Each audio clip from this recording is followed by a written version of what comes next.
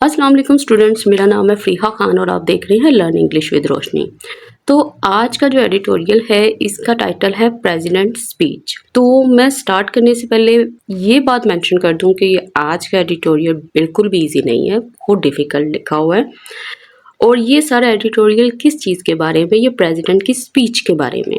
ठीक है, उन्होंने उस स्पीच के दौरान में किन किन चीज़ों को मेंशन किया, किन किन चीज़ों की बात की और इसके अलावा ओपोजिशन का रिएक्शन क्या था, ये सारी चीज़ें जो है आज के एडिटोरियल में मेंशन है। तो चलें अब इसको स्टार्ट करते हैं। स्टार्ट करने से पहले तमाम स्टूडेंट्स से मेरी रिक्वेस्ट है, इस वीडियो को लाइक करें, चैनल को सब्सक्राइब करें और ज़्यादा से ज़्यादा शेयर करें ताकि मैं डेली आपके लिए कोई वीडियो ला सकूँ। अब वो कह रहा है प्रेसिडेंट आसिफ जरदारी। ठीक है, अब क्या हुआ इनके साथ, क्या कह रही है। उसके बाद है कोमा और ये कोमा यहाँ पे क्लोज हो गया, मतलब ये कोई एडिशनल इंफॉर्मेशन इन्होंने प्रोवाइड की है। अच्छा, कह रहा है एड्रेसिंग, एड्रेस करते हुए मतलब खिताब करते हुए Mondays joint session of parliament यहाँ पे। अच्छा, किस लिए? टू मार्क, ताकि वो मार्क कर सके।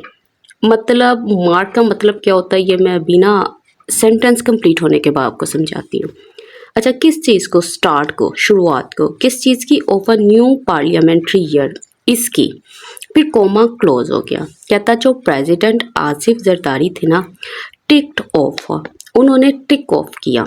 अब ये टिक ऑफ क्या चीज़ होती है ये भी बाद में एक्सप्लेन होता है।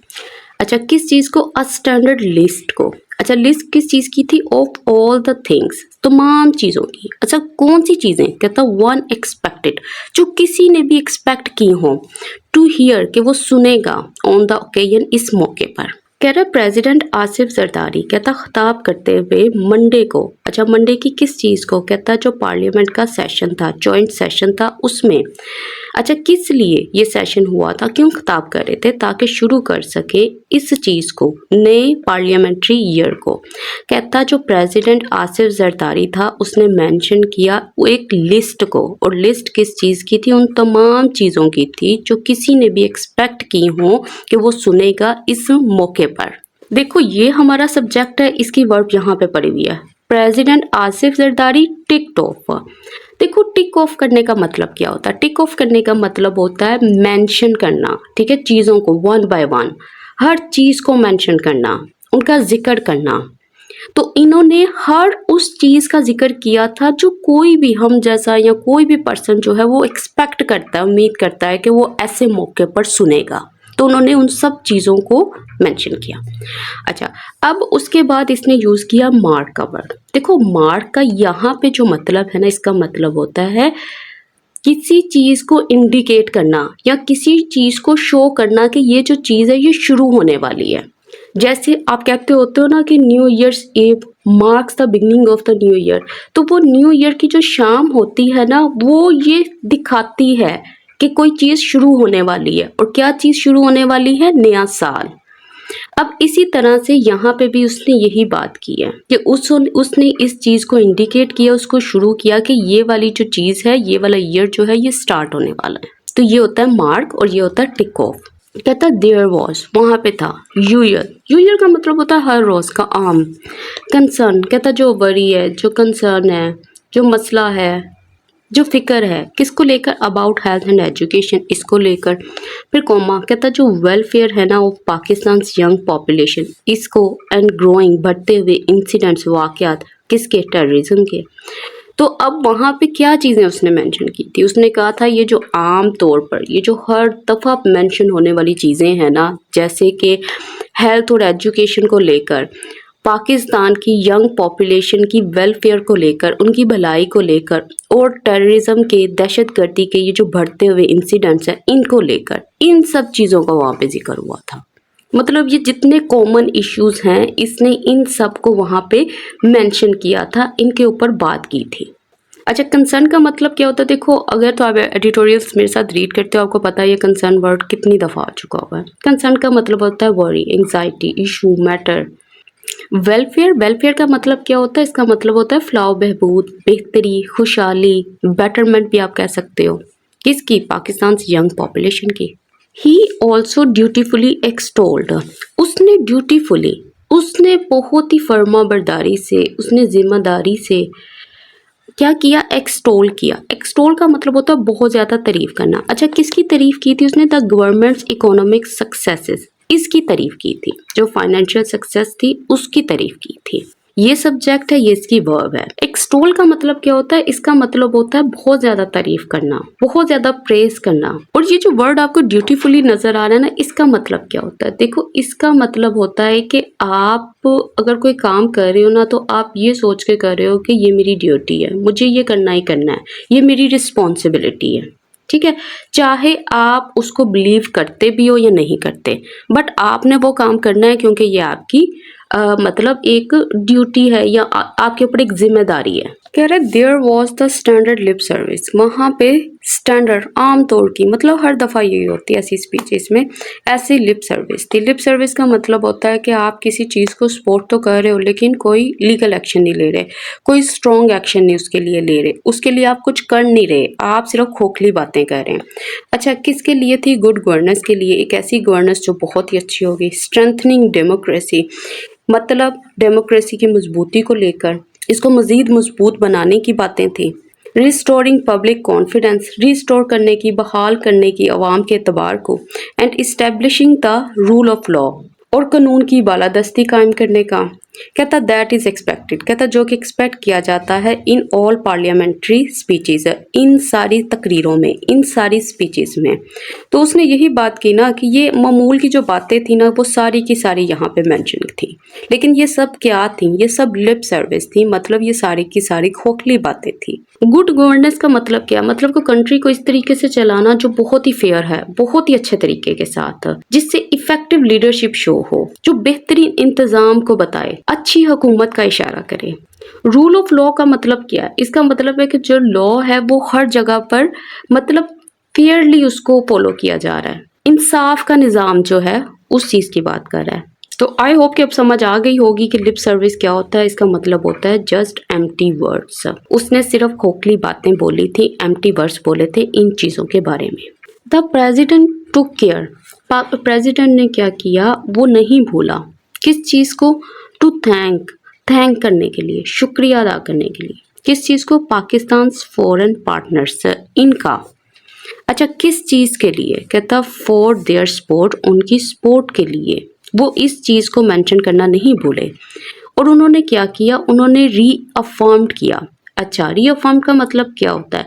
कि जो प्रेसिडेंट थे उन्होंने रिपीट किया और फिर से कंफर्म किया, फिर से रीस्टेट किया, फिर से तस्दीक की। किस चीज़ की? इस्लामाबाद डिप्लोमेटिक कमिटमेंट्स, पाकिस्तान की जो डिप्लोमेटिक कमिटमेंट्स हैं।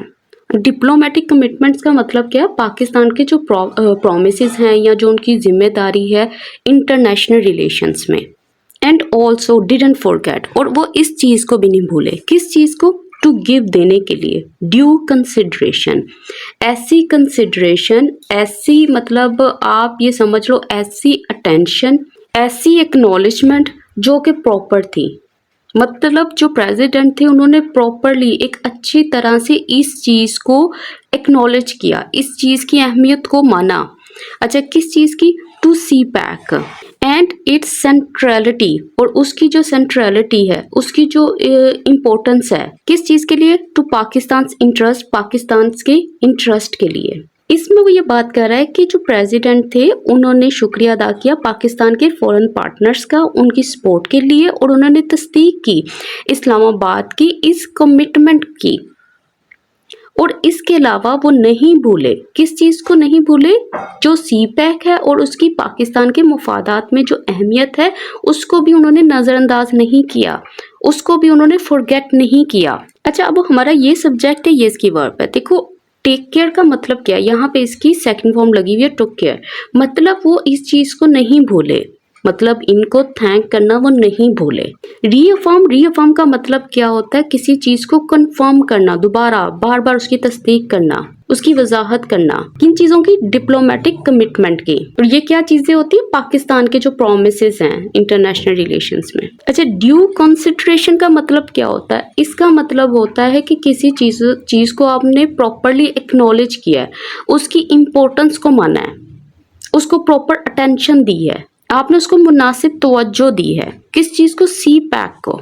उसके बाद इसने यूज़ किया वर्ड सेंट्रलिटी। सेंट्रलिटी का मतलब क्या होता है? इसका मतलब है कि ये जो चीज़ है ये बहुत इम्पोर्टेंट है और बहुत ही अहम हिस्सा है किसका? पाकिस्तान इंटरेस्ट, पाकिस्तान के इंटरेस्ट का, पाकिस्तान की बेनिफिट्स का, प्रियोरिटीज का भी आप कह सकते हो।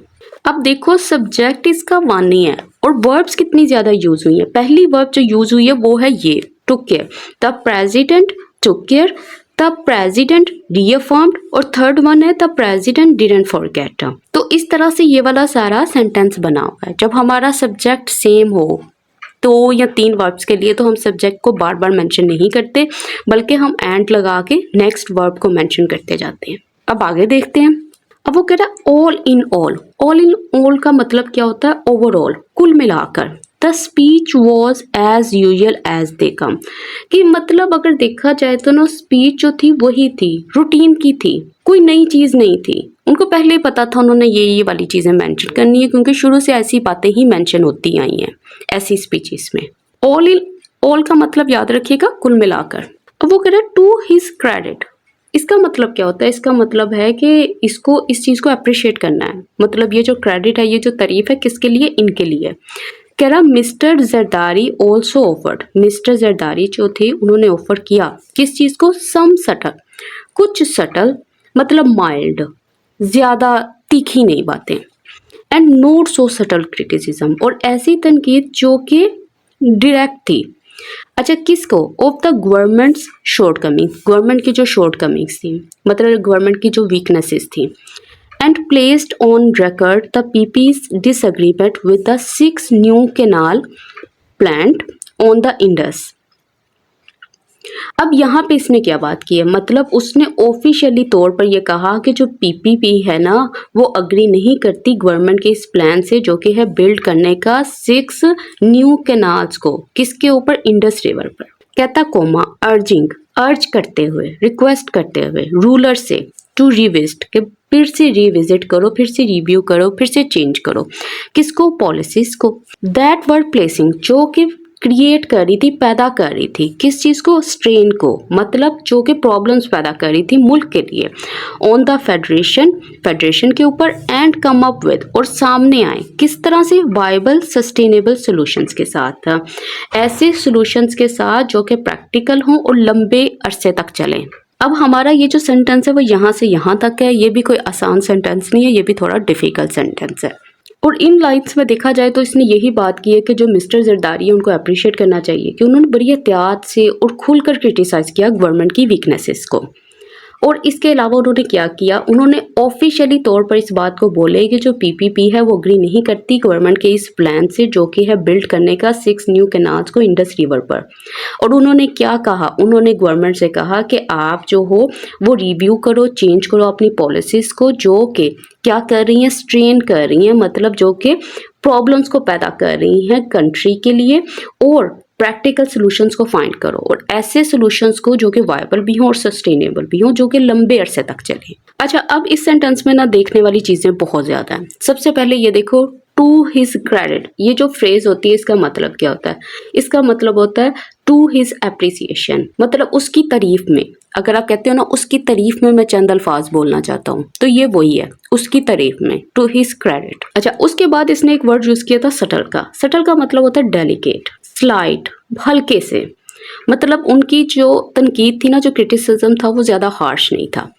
Note so subtle, note so subtle का मतलब था कि ये वाला जो था ओपन था, क्लियर था, लेकिन मतलब उन्होंने एक तरीके से बात की थी। अच्छा शॉर्ट कमिंग्स का मतलब क्या होता है? शॉर्ट कमिंग का मतलब होता है वीकनेसेस, फ्लॉज, डेफिशिएंसीज, कमियां जो होती हैं। अच्छा ये जो वर्ड इसने यूज किया है ना प्लेस्ड ऑन रिकॉर्ड, इसका मतलब क्या होता है? प्लेस्ड ऑन रिकॉर्ड का मतलब होता है किसी चीज को ऑफिशियली तौर पर कहना, ऑफिशियली तौर पर उसको बयान करना। किसी भी चीज को रिविजिट करने का मतलब क्या होता है? इसका मतलब उसको आप रिव्यू करो, रिकंसीडर करो, उसको रीइवैल्यूएट करो, फिर से देखो। स्ट्रेन का मतलब क्या होता है? प्रेशर डालना, बर्डन डालना, ये डिफिकल्टीज पैदा करना। कम अप विद का मतलब होता है सामने आना। किस चीज के साथ सामने आए? वायबल सस्टेनेबल सॉल्यूशंस के साथ। वायबल का मतलब होता है प्रैक्टिकल, वर्केबल, ऐसी चीज जो मतलब जिसको आप मतलब काबिल अमल हो ना, वायबल हो, मतलब आप सॉल्यूशंस तो पेश कर रहे हो लेकिन वो किसी काम के नहीं है, वो लागू ही नहीं हो सकते, तो फ़ायदा उनका। सस्टेनेबल का मतलब होता है कि लॉन्ग टर्म तक चलें, ऐसे सॉल्यूशन जो आगे तक चलें, लंबे अरसे तक चलने वाले। अच्छा, अब देखो ये नेक्स्ट जो पार्ट स्टार्ट हो रहा है। अब ये जो नेक्स्ट पैराग्राफ में है ना, इसमें इसने बहुत ज़्यादा बातें की हैं, मतलब क्या चीज़ें सामने रखी हैं आप खुद पढ़ें। कह रहे the speech may note be remembered, कहता जो स्पीच थी, तकरीर थी, कहता मे नोट बी रिमेम्बर्ड, हो सकता है उसको ना याद रखा जाए। So much for its substance, उसको मतलब उसके सब्सटेंस के तौर पर नहीं याद रखा जाएगा। एज फॉर, बल्कि किस चीज के लिए उसको याद रखा जाएगा। द अकम्पनिंग स्पेक्टेकल, मतलब उन निज़ारों के साथ, उन मतलब आप उन सीन्स के साथ, उन मनाजिर के साथ जो इसके साथ आए थे, जो तकरीर के साथ आए थे। और अगर इजी वर्ड्स में बताऊं तो वो ये कह रहा है कि लोग जो है ना, हो सकता है स्पीच को भूल जाएं, ठीक है, इसको ना याद रखें, लेकिन वो एक चीज को हमेशा याद रखेंगे। किस चीज को? उस ड्रामा को जो इस तकरीर के साथ हुआ था। अच्छा, अब ये सब्जेक्ट है, ये इसकी वर्ब है। रिमेंबर का मतलब क्या होता है? देखो, रिमेंबर का मतलब होता है रिकॉल करना, याद करना, उसको मतलब नोट करना, उसको दोबारा सोचना। सब्सटेंस का मतलब क्या होता है? उसका मतलब होता है उसका कोर, उसका कंटेंट, उसका सेंस, उसका असल मकसद जो था उस तकरीर का। अकम्पनिंग, अकम्पनी का मतलब होता है, ये एडजेक्टिव है, मतलब वो चीज़ें जो इसके साथ एसोसिएटेड थी, जो इसके साथ जुड़ी हुई थी, जो इसके साथ साथ चल कर आ रही थी। वो कौन सी थी? वो स्पेक्टेकल थे, वो नज़ारे थे, वो सीन थे, वो दिलचस्प मनासिर थे। कह रहे द ओपोजिशन, अब मुखालफिन की बात कर रहा है, उल्ट जो दूसरी पार्टी है उसकी बात कर रहा है। कहता है to stay true to custom, मतलब वो अपनी आदत पे थे। मतलब आप ये कह सकते हो, अगर कोई person stay true to custom है, मतलब कि जो उसकी नेचर है ना, वो वही काम कर रहा है। अच्छा, क्या था? कहता है डिसरप्टिंग द प्रोसीडिंग, कि वो डिसरप्ट कर रहे थे, वो खलल डाल रहे थे। किसमें? प्रोसीडिंग्स में। प्रोसीडिंग्स क्या चीज़ होती है? इवेंट्स में, एक्टिविटीज़ में, मतलब जो भी वो स्पीच चल रही थी उसमें वो खलल डाल रहे थे। अच्छा, किस तरह से डाल रहे थे? कहता with rowdy catcalls. Rowdy का मतलब होता है नोइजी, शोर शराबे वाली। कैट कॉल्स का मतलब क्या होता है? इसका मतलब होता है ताने कसना। एंड स्लोगनरिंग अगेंस्ट रूलिंग पार्टीज, और नारेबाजी हो रही थी किसके खिलाफ? रूलिंग पार्टीज के खिलाफ। एंड इन फेवर ऑफ, और वो नारेबाजी किसके लिए हो रही थी, किसकी फेवर में हो रही थी? Gelled former PM Imran Khan, इसकी फेवर में हो रही थी और उनके अगेंस्ट हो रही थी। तो इस सेंटेंस में वो यही बात कर रहा है कि जो ओपोजिशन थी उन्होंने वही किया जैसे वो करते हैं। मतलब कहीं पे भी आप तकरीर में देख लो, कोई भी ओपोजिशन पार्टी होती है तो उसका रवैया जो होता है ना, उसका जो रिएक्शन होता है, वो उसका मतलब यही है एडिटोरियल का, वो ऐसे ही होता है, ठीक है। जो ओपोजिशन थी वो वही करती है जो वो करती है। उसने क्या किया? उसने सारे इवेंट में खलल डाला। किस तरह से खलल डाला? उसने ऐसी नारेबाजी की जो कि बहुत नॉइसी थी, मतलब बहुत शोर शराबा क्रिएट किया। उसने ऐसे नारे कसे जो कि रूलिंग पार्टी के खिलाफ थे और इनकी फेवर में थे। पीएम इमरान खान, जो फॉर्मर पीएम इमरान खान है, उनकी फेवर में थे। अच्छा, अब हमारा जो सब्जेक्ट है ना वो ये पढ़ा हुआ है, ठीक है, और इसकी जो वर्ब है वो ये पढ़ी हुई है। अब इसने ये जो चीज़ें बताई हैं, ये बता रहा है कि जब वो स्टे ट्रू टू कस्टम रही थी तो ये वाली चीज़ें जो थी वो साथ साथ हो रही थी। जो ओपोजिशन थी वो ही डिसरप्ट कर रही थी प्रोसीडिंग को, वो ही ये वाले सारे काम जो है वो कर रही थी। देखो, जब इस तरह के सेंटेंसेस होते हैं ना, जब कोमा के बाद इस तरह से चीज़ें बनी होती हैं, इनमें आपको हिडन सब्जेक्ट फाइंड करने की ना आपको आदत डालनी होगी। आपको पता होना चाहिए वो किन की बातें कर रहा है, ये किन के लिए ये चीज़ें आई हैं। ओपोजिशन का मतलब क्या होता है? इसका मतलब होता है जो मुखालिफ पार्टी है उसकी बात कर रहे हैं। डिसरप्ट करने का मतलब क्या होता है? डिसरप्ट का मतलब होता है आप रिकावट डाल रहे हो, आप खलल डाल रहे हो, आप इंटरप्ट कर रहे हो, आप डीरेल कर रहे हो। प्रोसीडिंग का मतलब क्या होता है? प्रोसीडिंग का मतलब होता है events, activities, sessions, meetings. Rowdy का मतलब क्या होता है? इसका मतलब होता है बहुत ही नॉइजी, शोर शराबे वाली, हंगामा खेज। कैट कॉल्स का मतलब क्या होता है? इसका मतलब होता है ताने, हंसी मजाक, जोर जोर से चलाना। स्लोगनरिंग का मतलब क्या होता है? स्लोगनरिंग का मतलब होता है नाराबाजी करना, एहतजाज वाली आवाजें निकालना, नारे लगाना। और देखो, अगेंस्ट प्रेपोजिशन के साथ उसने ये बताया कि किनके खिलाफ थी, और इन फेवर ऑफ इस फ्रेज के जरिए बताया किसकी फेवर में थी। तो ये चीजें आप साथ साथ ना नोट करते जाया करो। सो रॉकस वॉज द प्रोटेस्ट, के जो प्रोटेस्ट था वो बहुत ही रॉकस था, बहुत ही नॉइजी था। That it was open difficult, कि कई दफ़ा तो ये मुश्किल हो जाता था टू मेक सेंस, समझना किस चीज़ को, जरदारीज वर्ड, इनके अल्फाज को, कि मतलब समटाइम्स इतने ज़्यादा शोर शराबा हो जाता था, इतने ज़्यादा नारे कसते थे कि उनको समझ ही नहीं आती थी मिस्टर जरदारी के अल्फाज की। अच्छा देखो, ये जो इसने वर्ड बनाया ना, सो रॉकस वॉज अ प्रोटेस्ट, ये इस तरह से भी बना सकता था, the protest was so rocks. Rocks का मतलब क्या होता है ये मैंने भी बताया, नॉइजी, लाउड, शोर वाला, तेज आवाज वाला। यहाँ पे इन्वर्जन बनी हुई है। टू मेक सेंस का मतलब क्या होता है, इसका मतलब होता है उसको समझना, उसको कॉम्प्रीहेंड करना, उसको अंडरस्टैंड करना। अब आगे देखते हैं, कह रहा है वन वॉज स्ट्रक, कहता जो वन वॉज स्ट्रक का मतलब क्या था कि कोई भी ना बहुत इम्प्रेस था, किस तरह से, बाय हाउ क्लोजली, कि कितनी नज़दीकी के साथ, the image of the president, जो प्रेजिडेंट का इमेज था ना, सोम्ब्रली, सोम्ब्रली का मतलब क्या होता है, मतलब बहुत सीरियसली, रिसाइटिंग, कि वो बयान कर रहा था पाकिस्तान चैलेंजेस, पाकिस्तान के चैलेंजेस को, कहता वाइल, जबकि क्योज अनफोल्डेड, कहता वो जो अफरा तफरी जो कि अनफोल्ड हुई थी, जो कि हैपन हुई थी अराउंड हिम, उसके गिर्द, रिजेंबल कर रही थी किसके साथ, the state of the wider country. अच्छा ये सेंटेंस थोड़ा सा ना टेढ़ा भी है समझने में, ठीक है, कैसे है अब मैं बताती हूँ।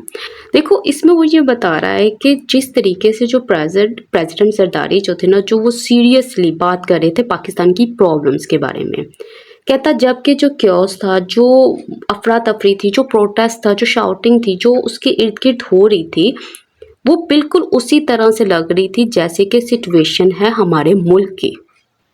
मतलब ये जब ये बात कर रहे हैं और ये सारी चीज़ें हो रही हैं, तो कहता कि ये बिल्कुल ऐसे लग रहा था कि जैसे वो बिल्कुल हमारी जो मुल्क की जो अब की सिचुएशन है ना, वो उसकी अक्कासी कर रही थी, वो उसको दिखा रही थी। मतलब अगर इससे भी आसान देखना है ना, तो आप ये समझ लो कि जैसे वो मिस्टर जरदारी जो थे ना, वो इन प्रॉब्लम्स की डिस्कशन कर रहे थे, वो बता रहे थे कि ये जो डिफ़िकल्टीज़ हैं, ये हमें पेश आ रही हैं, हमने इसके सॉल्यूशंस फाइंड करने हैं। तो वो कह रहा है कि ये वो वाले प्रॉब्लम्स थे, ऐसे शो हो रहा था कि ये जो मुल्क है ना, मुल्क वो इन प्रॉब्लम्स को फेस कर रहा है। और ये जो अफरा तफरी है ना, ये किस चीज़ को दिखा रही थी, ये पॉलिटिकल फाइट्स को दिखा रही थी, कि ये जो सियासी फाइट होती है, जो क्योस होता है, जो अफरा तफरी होती है, ये उनको बता रही थी। ये मतलब एक तरह से ना इसने कंपैरिजन किया हुआ है। अच्छा स्ट्रक का मतलब क्या होता है, इसका मतलब होता है इम्प्रेस होना, शॉक्ड होना। हाउ क्लोजली मतलब कितनी नज़दीकी के साथ।